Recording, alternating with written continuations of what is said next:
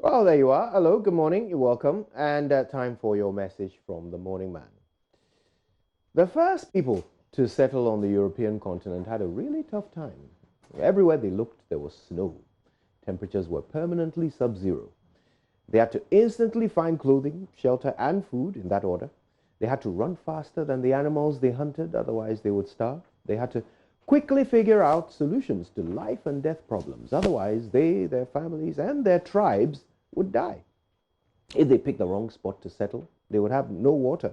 If they failed to make fire, they would freeze to death. If their prey outsmarted them, they wouldn't eat.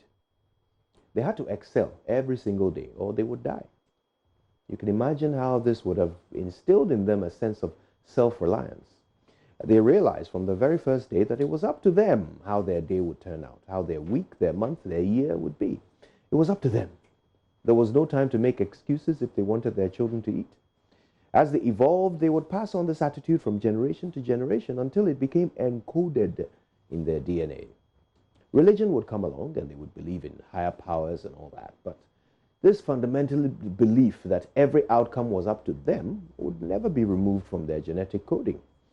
The evidence of this can be seen all around us in today's European society and all other societies they have spawned and influenced. They have a problem, someone invents a solution.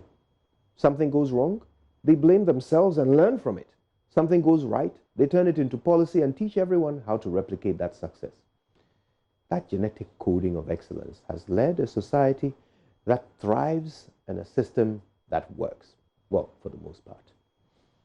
The first people to have settled on the African continent must have had the easiest life you could possibly imagine. And they were surrounded by an abundance of resources. Everything a person could possibly need was right there at their fingertips. Trees every 5 meters in the thick, rich jungle to provide shelter, fresh springs, rivers, and brooks to provide water. You probably couldn't walk 5 feet without treading on a fat, juicy rabbit to provide you and your family with a delicious dinner. As for clothing, well, it was so hot that they would have just walked around buck naked feeling like kings of the jungle.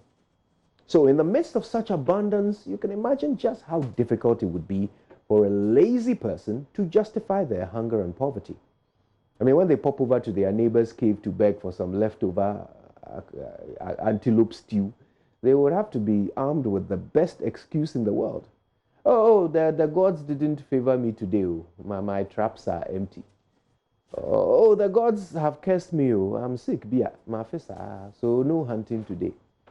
I actually started rearing some nice guinea fowl behind the cave. But guess what? The gods did not smile on me and the guinea fowl flew away to Burkina Faso. Soon everyone would be in on the excuses game. Farmers who couldn't be bothered to work hard in the beautiful sunshine would blame the gods for cursing the land.